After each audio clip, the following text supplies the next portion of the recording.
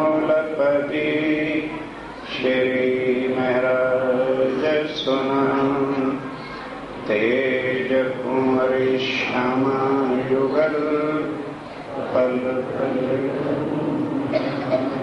पल पल तो या बात चर्चा बहुत भई मेला में जाना साख गई सब शास्त्र की अभिगत गति जो परमान अवगत गति जो परमान 35 वर्ष में। चुपैया छोड़ दो तो अर्थ कहाँ से मिलूं? धूमकेतु का तारा नहीं बढ़ा, 6 मास नहीं पड़ी, धाम के धनी पार ब्रह्म सच्चिदानंद स्वरूप विद्या अभिनंद बुद्ध निष्कलंक अवतार आप अक्षातीत श्री प्राणनाथ जी महाराज ने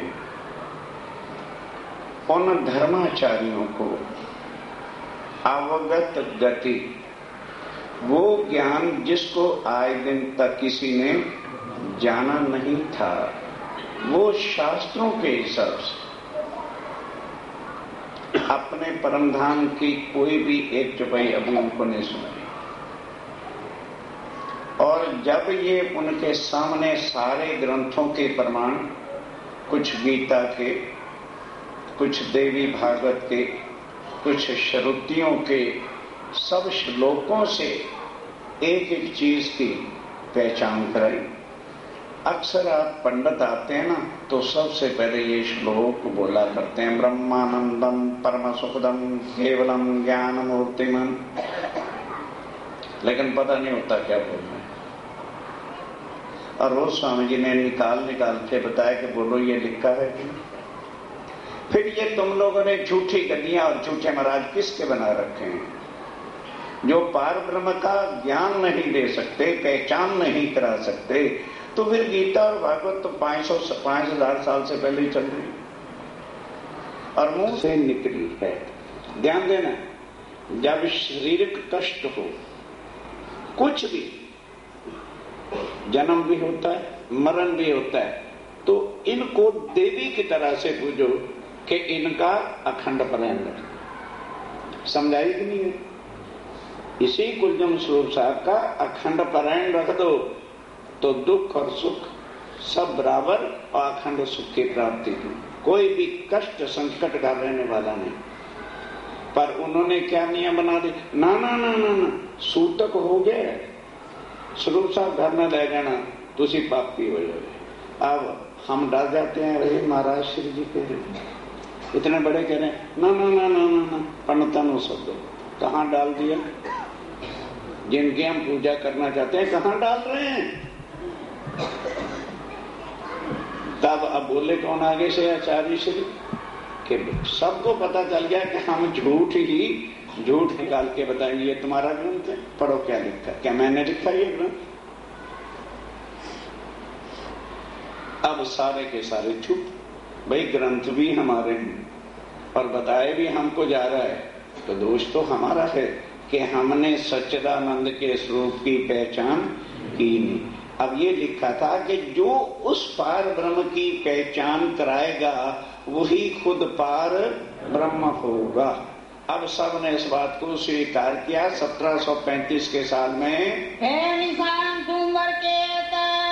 और सबसे बड़ी बात क्या लिखी हुई थी कि जिस साल वो जाहिर होंगे तो धूम केतु का तारा जिसकी 7 पूंछ होती, वो रात को नहीं निकलता, वो प्रातः 7:30 बजे के करीब निकलता है। वो निकलेगा तब। अब आखिरी अड़ंगी थी उन्होंने लगाई कि जी अच्छा, शास्त्रों में लिखा है कि जब विद्यानंद बुद्ध निष्कलंक अवतार जाहिर होंगे तो तब धूमकेतु का तारा भी सवेरे निकलेगा। अभी तक तो आपने हमें दिखाया नहीं। और दूसरा, उस साल का 1 महीना भी कम होगा हिंदी के हिसाब से। तीसरे साल 6 मास हो जाती है और फिर अगले महीने को डबल करके समय पूरा कर देते हैं। 11 महीने का उसको जो है साल कहते हैं। 1 महीना कम होना चाहिए। 1 मास की।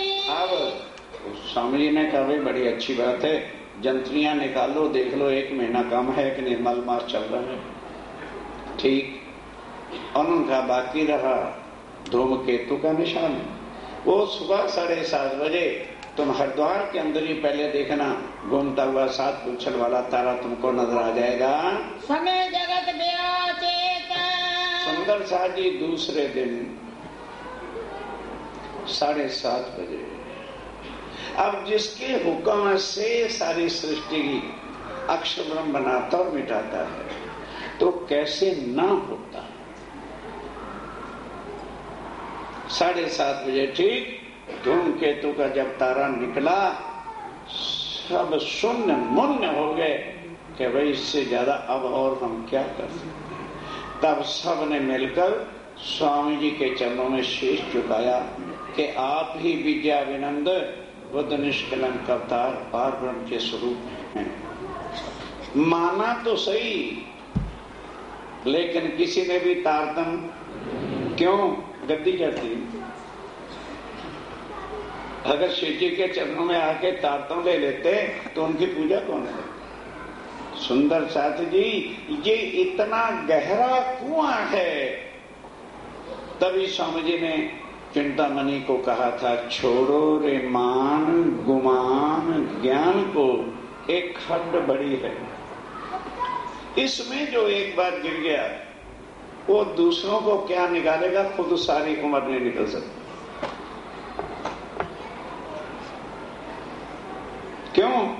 दुनिया की क्या, दुनिया की चिंता है, अपनी आत्मा के कल्याण का किसी को भी चिंतन नहीं है। साके विद्या विनंदन के तब साका साल वान का जो 1600 चल रहा था उससे चलना बंद हो गया और किसका साका शुरू हुआ? विजया अभिनंद बुद्ध निष्कलंक अवतार, जो आज 321वां साका यानी वर्ष चल रहा है। पुकारे सब कलाम, सब ग्रंथों में ये चीज लिखी है, ताको सबे पढ़ते, सब पढ़ते भी हैं, पर भूली खलक तमाम, पर किसी को लेना देना। हर को कहते अरे हमने क्या लेना देना, जो होगा देखी ही जाएगी। जो होगा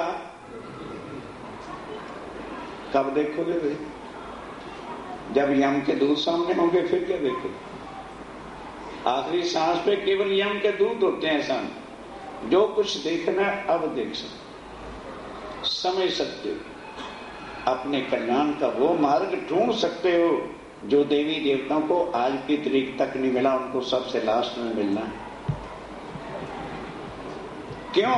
मानव तनों के अंदर परम धाम की आत्माएं आई हुई हैं। इसलिए इतना प्यार स्वामी जी ने आके हर मानव के लिए किया है। और जिनकी बुद्धि उलझी पड़ी है और रूढ़वादिता में फंसे हुए हैं, उनको कौन निकालेगा?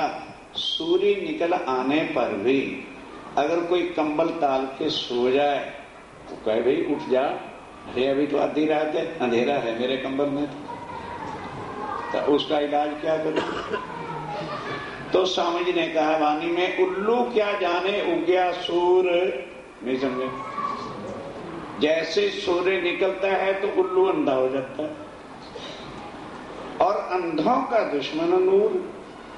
ना अंधे बेचारे सूर्य को देख सकते हैं, ना उल्लू देख सकते हैं। तो स्वामी जी कहते हैं उस उल्लू को हम क्या समझाएं?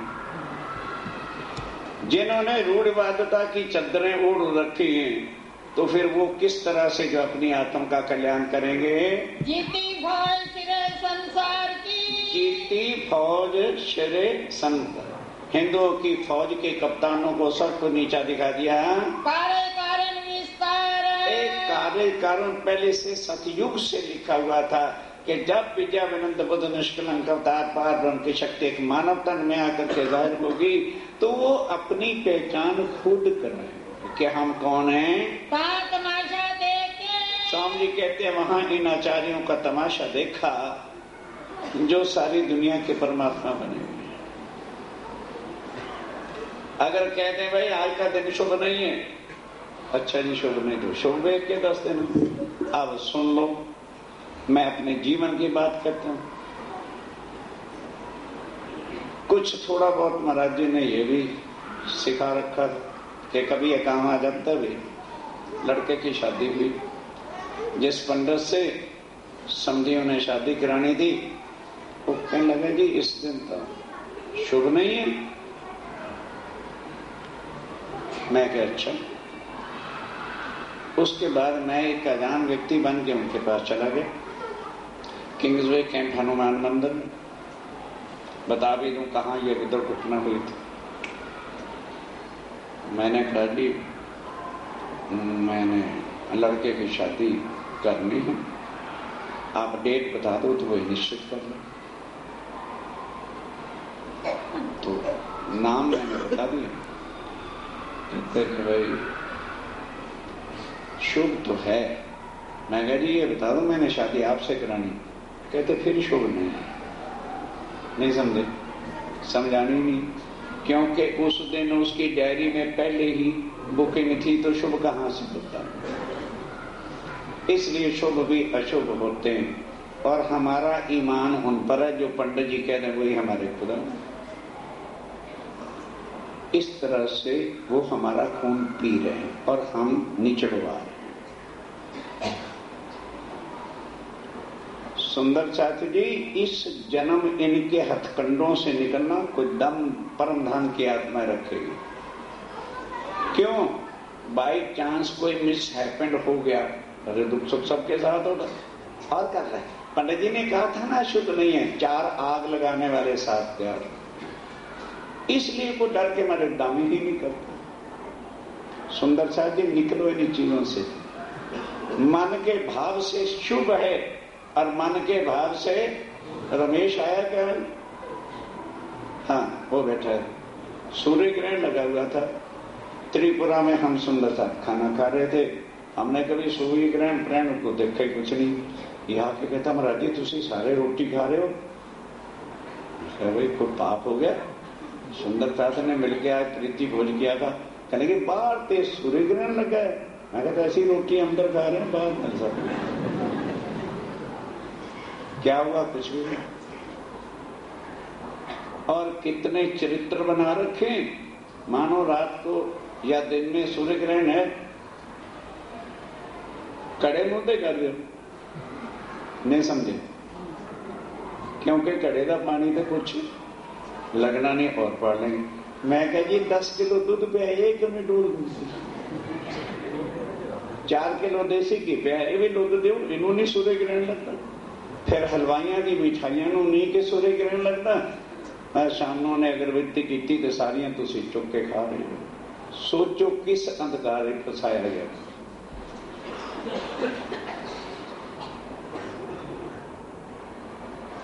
सोचो इनमें से स्वामी जी ने आके निकाला। तो कहने लगे जी फिर सूर्य ग्रहण लगो। मैं क्या, सूर्य ग्रहण दुनिया को खाती है, हम सूर्य ग्रहण को खाने आए। मन के हारे हारिए मन के जीते।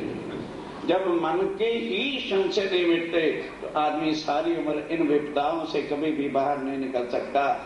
जो राज्य महाराज अक्षातीत ने आकर के कहा कि तुम सत्य की पहचान करो।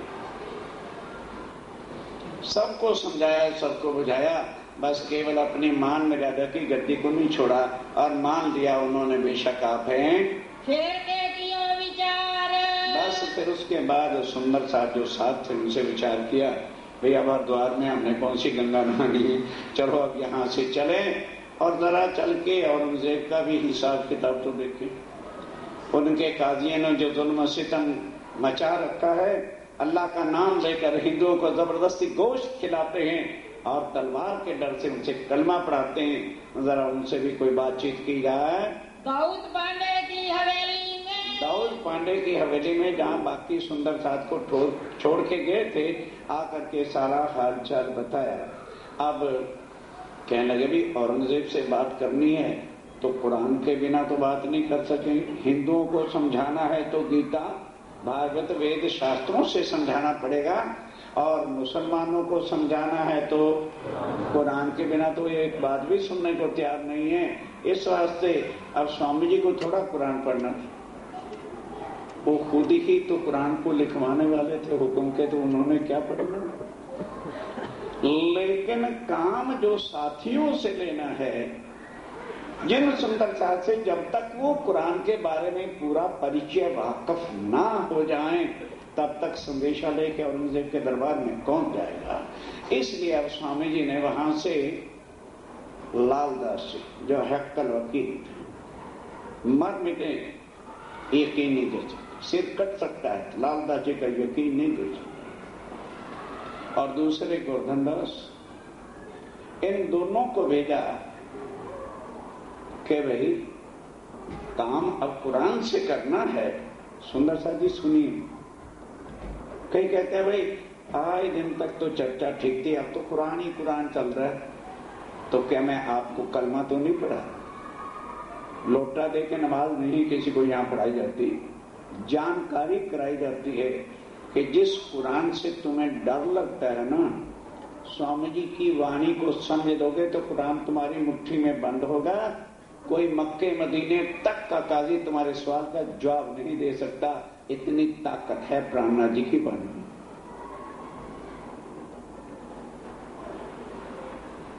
उनको भेजा, भाई जाके देखो तो सही कुरान में कोई परम धाम की बात या हमारे आने के निशान लिखे हुए हैं कि नहीं।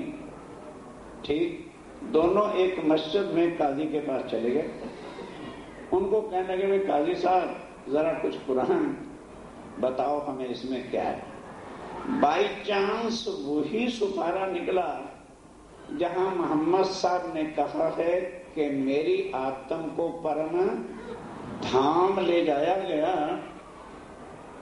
जब वो शबे मेराज कहते हैं। शबे मेराज का उनका एक बहुत बड़ा उत्सव होता है, त्योहार होता है। और मैंने परम धाम में क्या देखा, अल्लाह ताला की सूरत को देखा। 1,20,000 पैगंबर आए हैं, किसी ने ये नहीं कहा कि मैंने अल्लाह ताला की यानी पूर्ण में परमात्मा के स्वरूप को देखा। और वो स्वरूप कैसा था, अमृत सूरत, अमृत कहते हैं किशोर, जो इधर सोई उधर भाषा का भक्त। और परमधाम कैसा है, 9 भूम 10वीं आकाशी, उसके सामने 7 बगीचे नूर ही नूर से भरे हुए, केले वही अनार अमृत जामुन नारंगी और बट। उनके सामने दरिया जोए, फारसी भाषा जोए कहते हैं जमुना जी को, और वो जाकर के मदियम सराय हौज कौसर में गिरती है। और उस दरिया के किनारे पर नूर ही नूर जैसी चमकती हुई रेती, वहां रेत नहीं है, नूर ही नूर हीरे जवाहरात बिखरे हुए, ऐसी उसकी शोभा है। अब ये जब सारी बातें और शबे मेराज की बातें कि अल्लाह ताला ने मेरे साथ 90,000 हर्फों की बात की और कहा कि मोहम्मद जा दुनिया वालों को देवी देवताओं की मूर्तियों की पूजा छुड़ाकर, क्योंकि उस समय यहूदी ही यहूदी लोग थे, उनको मूर्तियों की पूजा छुड़ाकर मेरे ऊपर सजदे बजाने, नमाज पढ़नी, ये सारा कुछ सिखा। इसको कहते हैं 30,000 हर्फ शरीयत के। शरीयत मैंने जो वजूद से पालन होता है, आगे की पता नहीं। और 30,000 अगर कोई पैगंबर देवता मेरे काबल तू समझे तो उसको बात बताना, निराकार के पार की बात बता कि योग माया के ब्रह्मांड अखंड क्या है।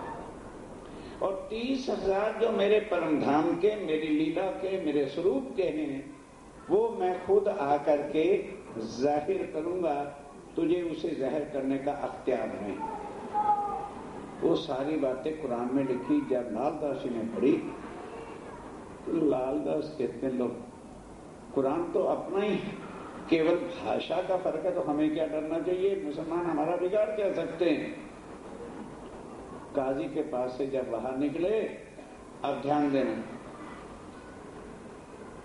जो गंगा गए गंगादास और जमुना गए ओ गोवर्धन दास। कहते हैं लाल दास ज्यादा चतुर न बन, स्वामी जी को ये बात नहीं बताना कि पुराण में परम धाम की सारी बातें लिखी हुई हैं, नहीं तो मरवा देंगे। मरवा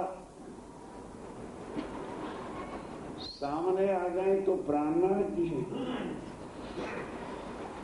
और पीछे चले जाएं तो मरवा देंगे। लालदास का दिल टुकड़े टुकड़े हो गया कि मेरे राज्य महाराज हम जैसे निकम्मे और निकृष्ट आदियों पर विश्वास रखते, इतना बड़ा मोर्चा शरीयत से टक्कर लेने जा रहे हैं, ऐसे दगेबाज मुंह पे कहा नहीं हम तो सोच रहे हैं, तो ये सबको मरवा देंगे। अब लालदास कहता है ठीक है, तू अपनी बात कहना, मैं तो बिल्कुल साफ जो कुरान में देखा है सुना मैं तो साफ कहूंगा। अब जब ये कह दिया मैं साफ कहूंगा, गोवर्धन दास कहता ले भी मरे ना, मैं इधर का रहा ना उधर का रहा, तो स्वामी जी के सामने मेरे पट्टा को खोल देगा। अपनी चालाकी जताने के लिए भागा आगे आगे आगे भागता गया। लालदास समझ गया कि क्यों भाग रहा है। लालदास जी अपने आराम से जाके सांस भी ले रहा है। स्वामी जी बिल्कुल कुरान में अपने घर की बातें लिखी, परम धाम की बातें लिखी, आपका आना भी लिखा है और हमारा समोन्नों का जागना भी लिखा है, सब कुछ कुरान में लिखा है। अच्छा भाई ये लालदासी ने सुन लिया कि ऐसी बातें कर रहे हैं। कहते स्वामी जी आप जो इतना बड़ा काम सिर पे लेके कर रहे और हम सुंदरता के सहारे पे कर रहे हैं, हमारे पे भरोसा ना करना, हम नीच हैं, दुष्ट हैं, पापी। जब आपकी चटाई पर आते हैं तो आप हमारे प्राणनाथ, और जब हम बाहर चले जाते हैं तो हम यही कहते हैं कि ये बात किसी को ना कहना, पूछो इससे गोवर्धन। उनको क्या डर था? यहाँ के सुंदर अजी नाम नहीं बताएंगे ताकि मेरी यराना उधर से खत्म ना हो जाए, ऐसे धोखेबाज यहाँ बैठते हैं। भाई कोई बात है इस पर ना, अजी नाम ना कहना, आप उसको कह दोगे फिर मेरी कट्टी हो जाएगी। ऐसों को रख के क्या करना? ऐसे बेयकीने विश्वास से आदमी को करना क्या है? अब जब सारी बात लालदास जी ने बताई, गुस्सा तुमने कभी देखा होता तो आग में जल गए स्वामी जी। अक्षरातीत को इतना रेश आ गया कि ये कमबख्त आत्माएं और संसार में आकर के ये कर रही हैं। एकदम गुस्से में आके कहा उठा लालदास ग्रंथियां से मुझे जागनी करनी है। चल गोवर्धन दास तू सूरत का महाराज बन, भाग जा यहां से। मुकुंद दास को निकाल दिया, जो पंडित थे उन पर विश्वास नहीं किया, निकाल दिया कि पंडित दगेबाज हो, निकाल। मुकुंद दास को निकाल। बस उस समय दिल्ली में और कोई साधन होता नहीं था, और कुरान की बातें करने से पहले जो माताएं बहनें और वृद्ध सुंदर साथ थे उनको अनूप शहर साथ लगता, बुलंदशहर जिला, वहां छोड़ा हुआ था। बस आज भी चांदनी चौक की तरफ आप जाएं तो ऊंट और पीछे उसके एक रेडी से लगी होती है, उसको पूठी कहते हैं। उस समय आने जाने का साधन वही होता था, एक पूठी किराए पे लेके चल गए।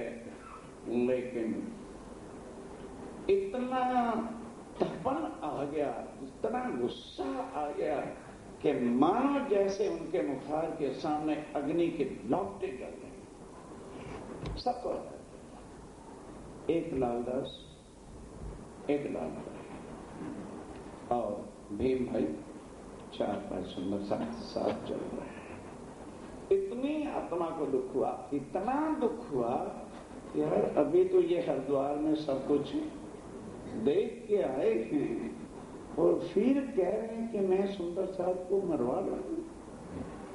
ऐसे बेविश्वासों के साथ अब शरीर को रखना ही नहीं।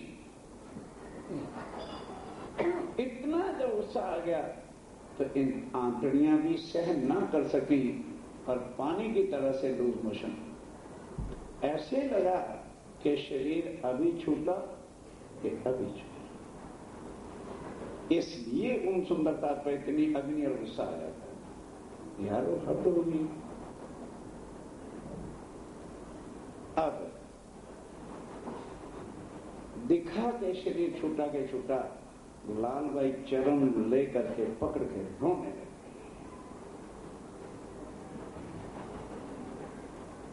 और शरीर हकीकत में छूट गया। शरीर छूट गया, खत्म हो गया। तब उस समय 5 शक्तियां तो थी पर साक्षात राज्य महाराज नहीं थे। अब राज्य महाराज अंदर आके बैठे 5 शक्तियों के सह। तब स्वामी जी को फिर होश आई, कहने के लाल भाई अभी समय नहीं हुआ, अभी बहुत काम बाकी है, चिंता मत करो। तब वहां सनंद ग्रंथ जो कुरान का पूरा टीका ट्रांसलेशन है, 30 सुपारे कुरान के हैं और यहाँ 30 विकरण सनंद के उतरे, जिसमें उसका सारा सरल से सरल ज्ञान करके लिख दिया कि ये मोमनों का अब काम हो गया।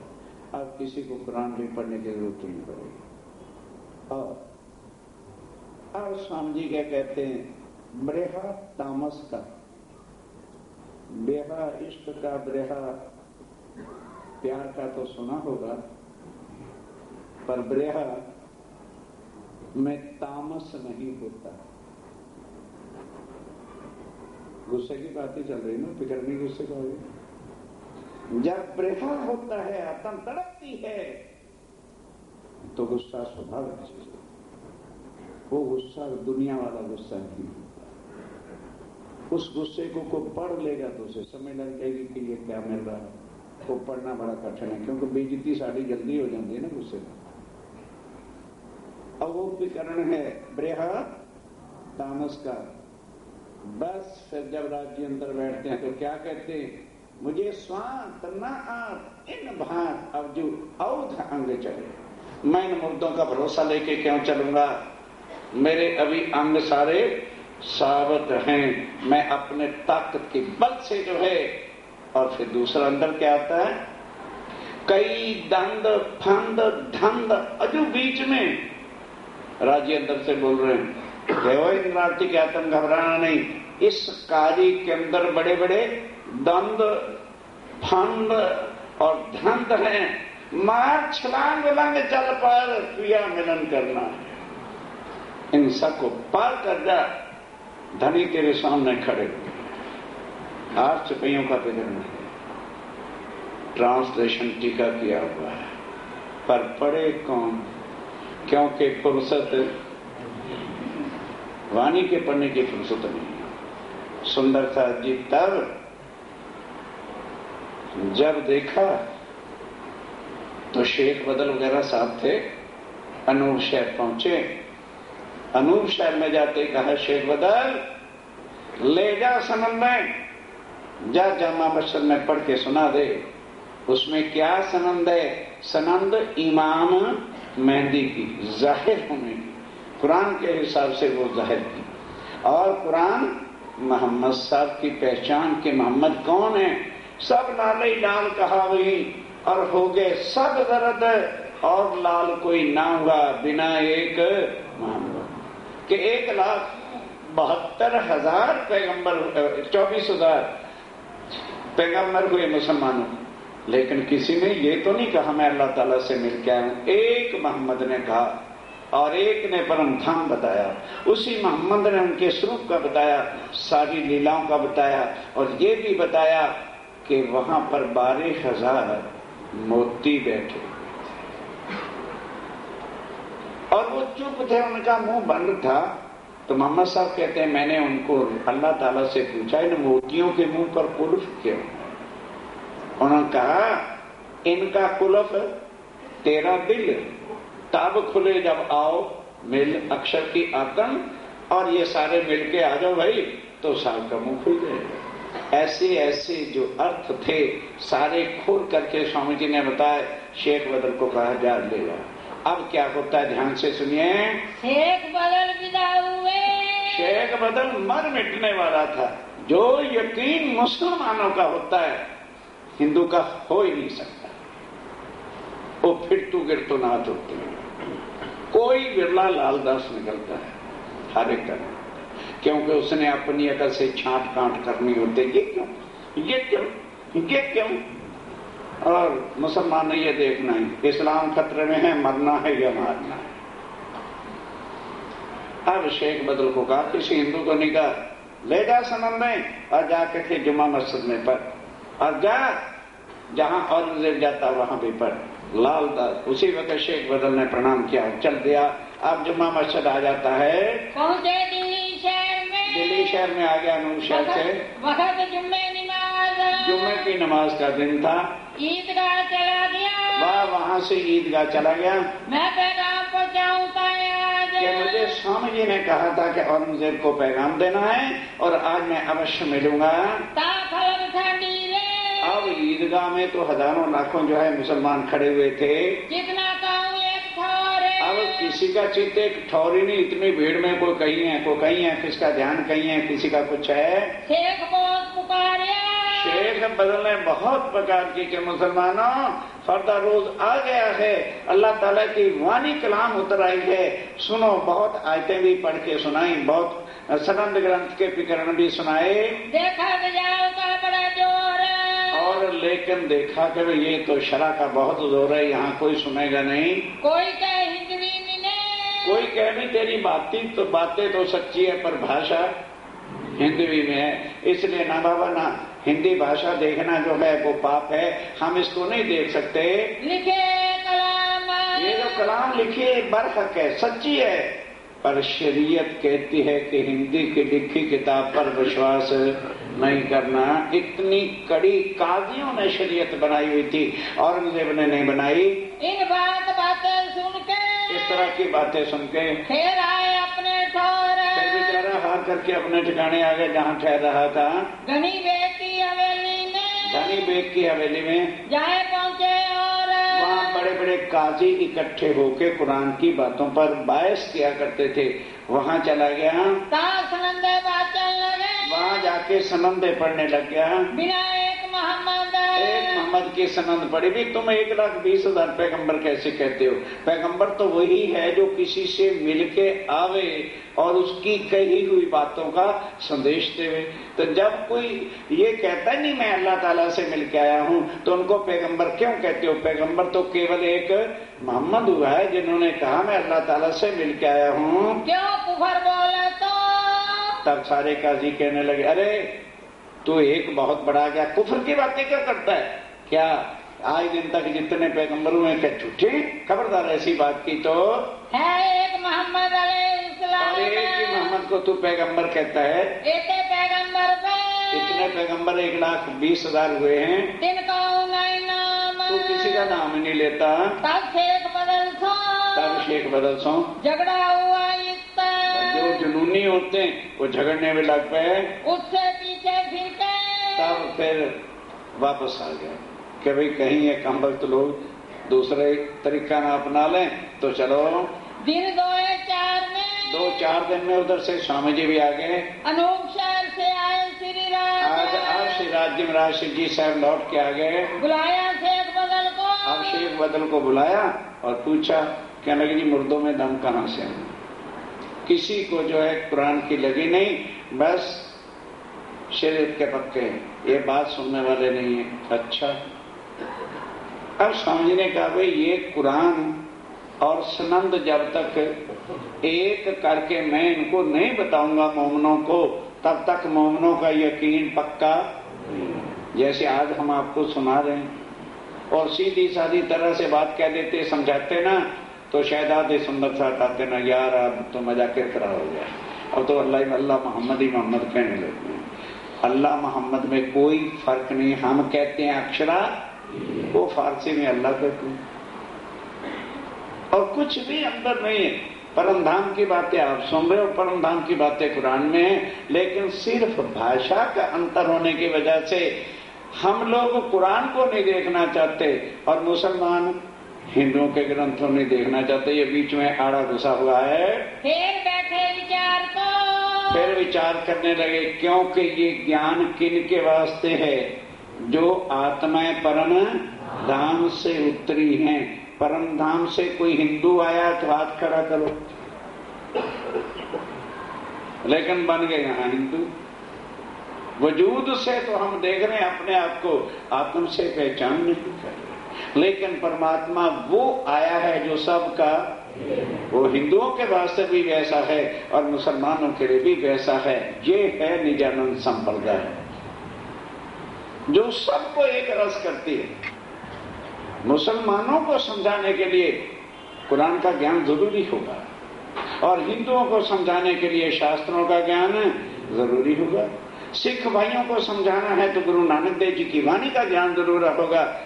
जो अमृतसर के बड़े जो है ज्ञानी को भी नहीं पता कि नानक धन सुहागनिया कौन, हम खुद कहते उत्तर नहीं दे सकते। एक विधवा को उन्होंने कह रही है सुहागन नार है कि इसका पति मर गया। मैं कह ज्ञानी जी पंजाबी बोल रहे और एक रांड को तुम सुहागन कह रहे हो। कहते फिर हमारे तो इदा ही कहते। मैं इदा नहीं कहते, आत्मा सुहागन नार जब तक नहीं बनती तो बेकार है जीवन पर। गुरु नानक देव जी ने कहा खसम पहचाने शाबाश। वो इंसान यदि जीते जी तूने अपनी आत्म के खसम प्राणनाथ को पहचान लिया है तो तेरे शाबाश, नहीं तो तेरे जैसा कोई कमजार नहीं, नीच नहीं, दुष्ट नहीं। इतना लिखा है गुरु नानक देव जी की बात। गाए जा रहे हैं 2 in 1 में आ रहा जी, हा गुरबाणी आ रही, क्या आ रही है पता नहीं, फायदा क्या? सबका साथ स्वामी जी ने निकाल के रखा हुआ है वास्ते परम धाम के आत्म ब्रह्म सृष्टियों के लिए, ताकि जिसको जो मिले तुम्हें उसको उसकी वाणी से समझाओ ताकि उसके संशय मिट जाएं। इन बातें सुनी ना कान, उन्होंने बातें नहीं सुनी। लाल गोवर्धन मिलके, तब लाल गोवर्धनदास मिलके जाए कहो शेख सुलेमान, अच्छा भी जाओ शेख सुलेमान को फिर कहो तो मैं। तब फिर उठ गए, फिर शेख सुलेमान को गए तो वैसे के वैसे। तब उन्होंने कहा भाई ऐसे करो, चांदनी चौक में एक बख्तावर रहता है, तफसीर हुसैनी उसके पास है। 2 महीने तक उसके पीछे लालदास जी भटकते रहे, कभी आज कभी कल देके टुर करता है। फिर कहता है मेरे पास दज्जाल नामा है, दज्जाल को बस में शैतान को कैसे किया जाता, वो टुर करता रहा। तब स्वामी जी सब सुंदर साथ को लेके एकांत में सराय रोहिला में चले गए और वहां अपने दिल्ली के सुंदर साथ दयाराम को कहा कि भाई कोई ऐसा लड़का जो आलम फाजल हो, जो अरबी और फारसी जानता हो, तो हम उससे टीका कराएं।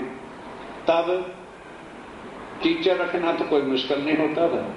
पैसे पर जो है कायम मुल्ला का लड़का आलम फाजल कुरान का विद्वान और फारसी में टीका करना जानता था, पैसों में लाके रख दिया गया और वो टीका करने लगा। अब स्वामी जी वो टीका और सनंद ग्रंथ को मिला के सब सुंदर साथ को सुनाते हैं। और फिर तफसीर हुसैनी की बात आ गई। तब दयाराम पास बैठा था, कहता स्वामी जी तफसीर हुसैनी मैं आराम से ला सकता हूँ। कहने लगे भाई हमें तो 2 महीने हो गए परेशान होते हुए, तू कैसे ला सकता है? कहने लगे फतेहपुरी की ये मस्जिद जो आज भी है, इसके साथ ही मेरी बाहर दुकान है और काजी मेरे से बड़ा दोस्ताना रखता है और मैं किसी न किसी युक्ति से ले आऊंगा। स्वामी ने कहा अगर ये काम तो हो जाए तो सारी अड़चन ही हट जाएगी। तब उसने क्या किया, ध्यान के साथ सुनिए, प्रसंग सुनिए कैसे बुलाता है। अपना कोई ग्राहक जो उसका बुलंदशहर या नूरशहर या और कहीं रहता था, उसकी तरफ से उर्दू भाषा में चिट्ठी लिख दी, भाई दयाराम जी, मेरे घर लड़की की शादी है और तफसीर हुसैनी का हमने पाठ करना है, और मस्जिद में काजी जी को दिखा के और भाई तफसीर हुसैनी मोल लेकर के मुझे फलां आदमी आ रहा है, उसके हाथ भेज देना, जो पैसे हों मेरे नाम लिख देना, हिसाब चलता ही है। वो अपनी तरफ से चिट्ठी लिखी, नीचे गुलाम मोहम्मद वगैरह 2 दस्तखत किए, काजी के पास चले, काजी साहब दुआसलाम, आओ भाई दयाराम कैसे है? अरे ये मेरे एक ग्राहक की चिट्ठी आई है, तुम्हारे यहाँ कोई तफसीर सुसूल क्या होती है, ये देख लो, लिखी कोई किताब होती है? उन्होंने कहा भाई हाँ होती है, तफसीर हुसैनी तो खास किताब है। कहने लगे भाई जो कीमत है मेरे से नकद ले लो, और मैंने फलां आदमी के हाथ भेज दी। उन्होंने कहा भाई 40 रुपए कीमत है। कहने लगे 40 रुपए, फिर मैं आया हूं तो कुछ तो रियायत करो। कहते वाकई तुम बनिए हो गए यार, एक किताब है कोई बाजारी सौदा थोड़ा है। अच्छा बाबा तू 2 रुपए कम दे दे, ताकि उसको पक्का हो जाए कि भाई मैं लेके भेजनी है।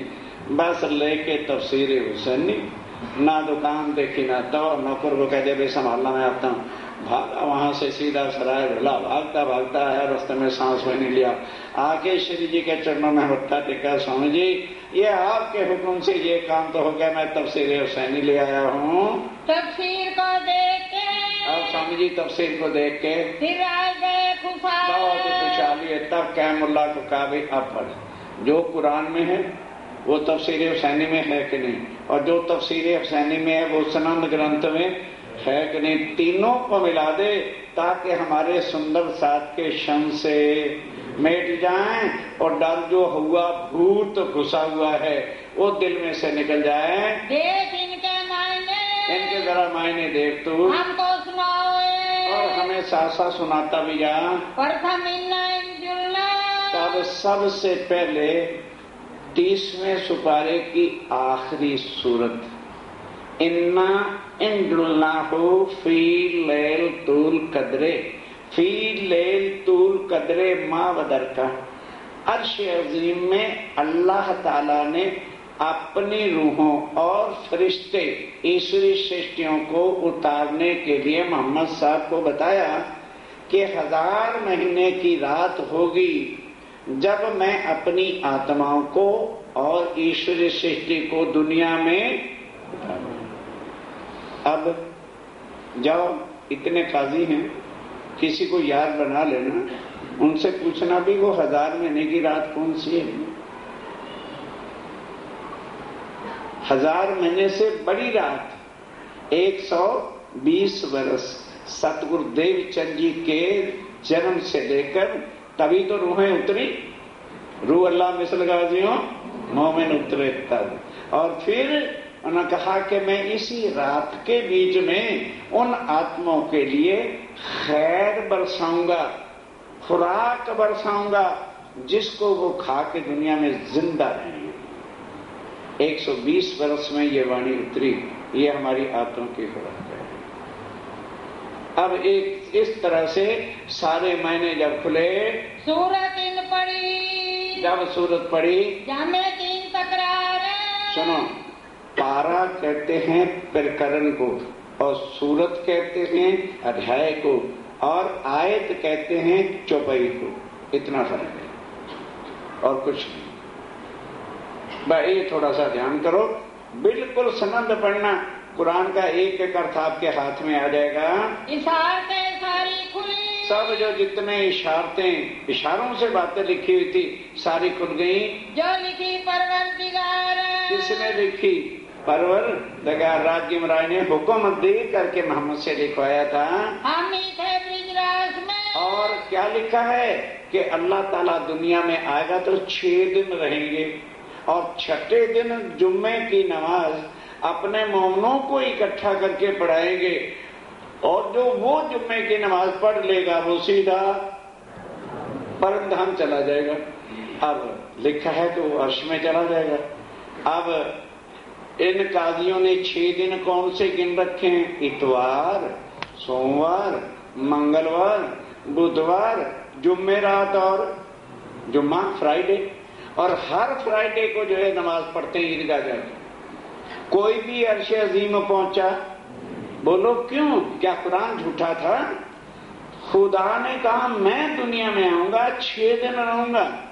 ये दिन किसके हैं? ये ब्रह्मा विष्णु महेश के दिन है। वो इस दुनिया के सब कुछ करता है। और राज्य का दिन कौन सा? पहला दिन ब्रज का, दूसरा दिन रास का, तीसरा दिन अरब का, चौथा दिन सतगुरु श्री देवचंद जी के तन में बैठ के लीला करने का, और 5वां दिन विजयाविनंद बुद्ध निष्कलंक अवतार स्वामी जी के स्वरूप में जाहिर होने का। फिर 6ठे दिन वो अपनी उम्मत को इकट्ठा करके नमाज पढ़ाएंगे ना। ये नमाज हो रही, ये है जुम्मे की नमाज। अब इस नमाज को पढ़ के जो राज्य से संबंध जोड़ेगा कहाँ जाएगा? ये है 6ठे दिन की नमाज। अब वो महीने कहां से खोलेंगे?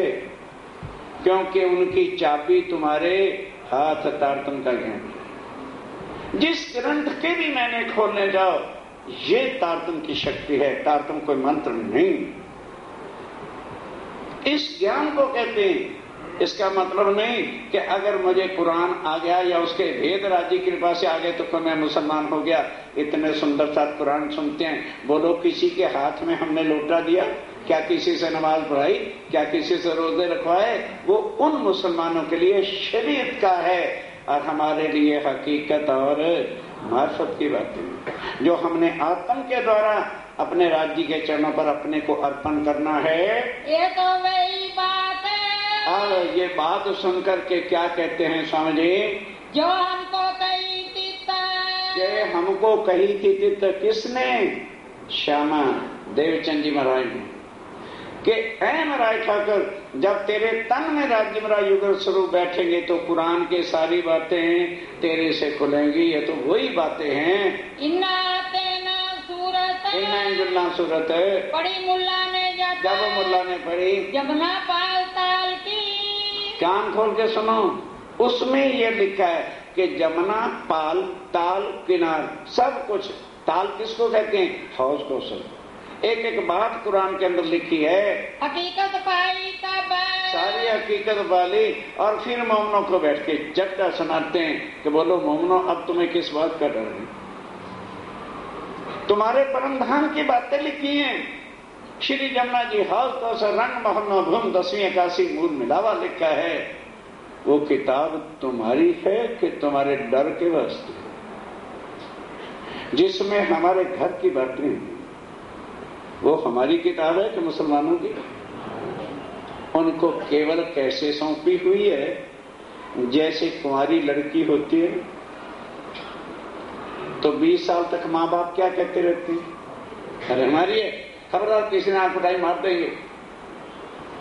और जब एक आता है नाचता गाता बजाता आता बाजों के साथ, तो लड़की वाले सारे हाथ जोड़ के खड़े, अजय हमारी नहीं आपकी ले जाओ, और सोना भी ले जाओ, चांदी भी ले जाओ, और जो हमारी शक्ति है वो भी ले जाओ।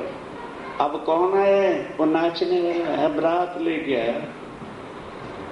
सबकी कुंवारी लड़कियां, कान खोल के सुनना, ये संसारिक शरीर कुंवारी लड़कियां हैं। कुंवारी लड़कियां कौन? कुरान, ग्रंथ साहब, वेद, शास्त्र, कुरान, बाइबल सबको ब्याह के अपने पास बांध रखा। वो पढ़ते रहे, वो कहते रहे मेरी है, मेरी है, हमारी है, हमारी है। उनकी है ही नहीं। सब